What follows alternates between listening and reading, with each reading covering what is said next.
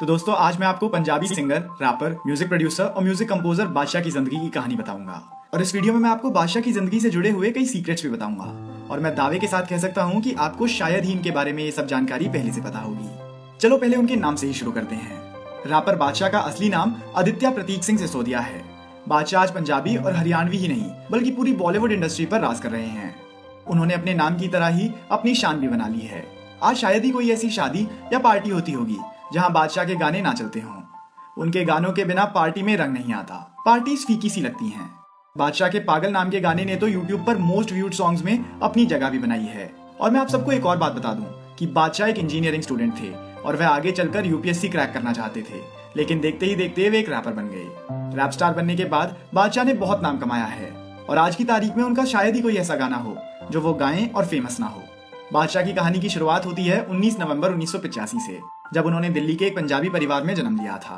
बादशाह के पिता हरियाणा के रहने वाले थे और मां पंजाब से। उनकी एक बड़ी बहन भी है जिनका नाम अपराजिता है।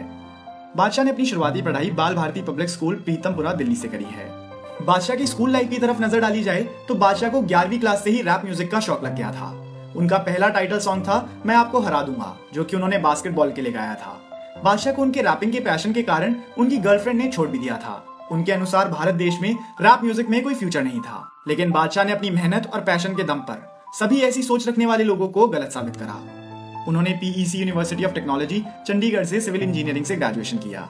बादशाह कभी से भी सिंगर नहीं बनना चाहते थे, वह हमेशा से एक आईएएस ऑफिसर बनना चाहते थे, लेकिन किस्मत ने कहीं और ही उन्हें ला खड़ा कर दिया और वह एक फेमस रैप स्टार बन गए। बादशाह अपनी सिंगिंग जर्नी को कोई स्ट्रगल नहीं बताते। उनका मानना है कि वह आज जहां भी हैं वहां तक पहुंचने वाली मेहनत को उन्होंने खूब एंजॉय किया। उन्हें एक भी दिन ये महसूस नहीं हुआ जैसे वो स्ट्रगल कर रहे हों, जबकि उन्हें काम करने की हर दिन एक अलग ही खुशी होती थी।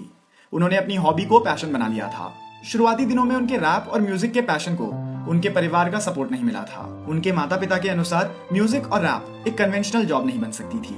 दोस्तों मैं आपको ये भी बता दूं कि बादशाह को ये बादशाह नाम मशहूर सिंगर और रैप स्टार योयो हनी सिंह से मिला था। बादशाह और हनी सिंह की मुलाकात 2006 में माफिया मुंडीर बैंड के जरिए हुई थी और उससे पहले बादशाह आदित्य प्रतीक सिंह सिसोदिया के नाम से ही जाने जाते थे। उन्होंने कुछ समय के लिए कुछ और भी स्टेज नेम्स रखे थे, पर कोई भी स्टेज नेम उनका पॉपुलर ना हो सका था और वह भी अपने किसी भी एक नाम को लेकर आगे नहीं आते थे।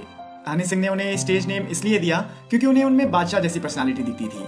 बादशाह ने एक इंटरव्यू के दौरान बताया कि हनी सिंह ने उनसे कहा था कि आने वाले दिनों में तुम म्यूजिक इंडस्ट्री के बादशाह बनोगे, और हुआ भी वही। बादशाह के पास उन दिनों ज्यादा पैसे नहीं हुआ करते थे, वह एक मिडिल क्लास परिवार से ताल्लुकात रखते थे, लेकिन फिर भी उन्होंने अपनी पहली म्यूजिक वीडियो के लिए खुद की तरफ से 3 लाख रुपए लगाए थे। ये म्यूजिक वीडियो थी हनी सिंह के साथ गाए हुए गाने गेट अप जवानी की। ये गाना रिलीज हुआ और यंगस्टर्स के बीच काफी पॉपुलर भी हुआ। यहीं से हनी सिंह, बादशाह और माफिया मुंडीर का नाम देश भर के यूथ में जाना जाने लगा था, पर अभी भी इन्हें वह सफलता नहीं मिली थी जिसके ये हकदार थे।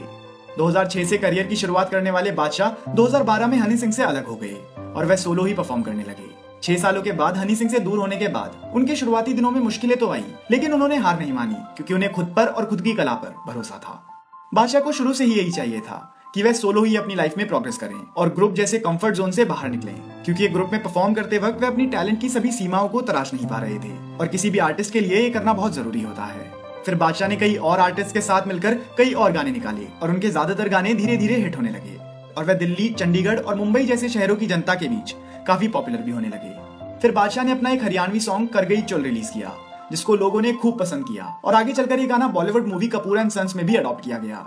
उन्होंने फेमस सिंगर्स जैसे गिप्पी ग्रेवाल, दिलजीत दोसांझ के साथ भी काफी हिट सॉन्ग्स दिए हैं। 2013 में रफ्तार और आस्था गिल के साथ आया उनका ढुकचिक गाना उनका पहला बॉलीवुड डेब्यू बना था।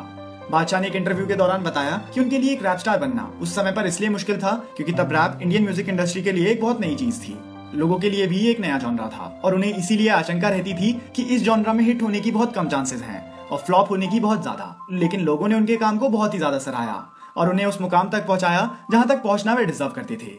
बादशाह ने बताया कि उनके शुरुआती दिनों से अब तक उन्होंने पेशेंस रखना बहुत सीखा है और वही कारण है कि उनके पेशेंस का फल भी उन्हें मिल रहा है। इंदीप बख्शी के साथ हम्टी शर्मा की दुल्हनिया में आए उनके सैटरडे सैटरडे गाने ने बॉलीवुड इंडस्ट्री में मानो धूम ही मचा दी थी और आज इतने सालों बाद भी वह गाना लोगों के लिए मन पसंदीदा बना हुआ है और आज भी उस गाने को सुनते ही लोगों के पैर खुद बे खुद डांस करने की तरफ थिरकने लगते हैं। और फिर आया उनका आस्था गिल के साथ एक गाना जिसका नाम था डीजे वाले बाबू। इस गाने ने तो यूं मानो कि बादशाह को देश भर में एक सेंसेशन बना दिया। YouTube पर 24 घंटों में ही मोस्ट व्यूड सॉन्ग्स में अपना नाम बनाने वाला पागल सॉन्ग 75 मिलियन से भी ज्यादा बार देखा गया। और सिर्फ इंडिया ही नहीं बल्कि ऑल ओवर द वर्ल्ड में ये गाना पहले 24 घंटों में सबसे ज्यादा व्यूअर्स गेन कर पाया। इन्होंने इससे अलग भी काफी हिट्स दिए हैं, जैसे कि मूव योर बॉडी, वखरा स्वैग, मर्सी, हैप्पी हैप्पी और लेट्स नाचो। इनकी एल्बम हार्टलेस के गानों ने भी लोगों के दिलों को खूब छुआ। और दोस्तों, अगर अब बादशाह की पर्सनल लाइफ की बात करी जाए तो मैं आपको बता दूं कि वह मैरिड हैं और उनकी बीवी का नाम है जैस्मिन।